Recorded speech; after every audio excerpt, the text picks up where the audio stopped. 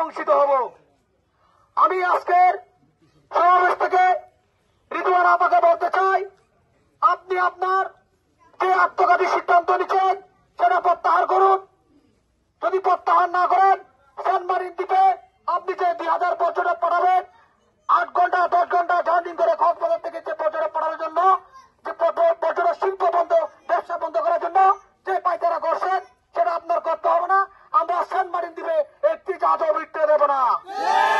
আমরা আমাদের অধিকার আদায় না হওয়া পর্যন্ত আপনারা যদি আমাদেরকে গুলি করেন, মামলা দেন, হামলা করেন, প্রশাসন যদি আমাদেরকে বন্দী করেন, তাও আমরা আমাদের অধিকার আদায়ের জন্য আমরা রাজপথে লড়ে যাব। আমার অধিকার আমাকে দেন, আমার আয় রোজগারের পথ আমাদের খুলে দেন।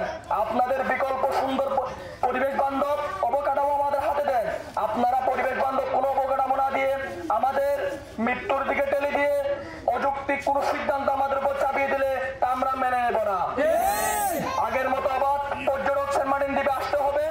যদি আপনাদের সেই আত্মঘাতী সিদ্ধান্তের উপর বোতল থেকে 2000 পর্যটক যদি সেন্ট মার্টিনে আসার পরিকল্পনা আপনাদের থাকে, আমরা সুস্পষ্ট বলে দিতে চাই, আমাদের ছাত্র সমাজ সেই 2000 পর্যটক সেন্ট মার্টিন বিটতে দেবে না।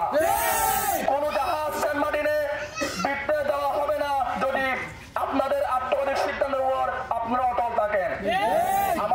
তারা বলছে পর্যটকের কারণে সেন্ট মার্টিনের জীববৈচিত্র্য এবং পরিবেশ নষ্ট হয়। সেন্ট মার্টিনে তো পর্যটক আসে 3 থেকে 4 মাস। এখন তারা নিয়ন্ত্রিত পর্যটক 2 মাসের জন্য করে দিচ্ছে, আর বাকি 8 মাস সহ 12 মাস আমাদের এখানে স্থানীয় মানুষ 10,000-এর উপরে থাকে। এমন একটি অযৌক্তিক সিদ্ধান্ত তারা আমাদের উপর চেপে দিচ্ছে পরিকল্পিতভাবে। দেখেন, আমাদের দ্বীপবাসী এবং এখানে যারা ব্যবসা করে তাদের সবার জন্য এমন কিছু সিস্টেম তারা সব জায়গায় করে রাখছে।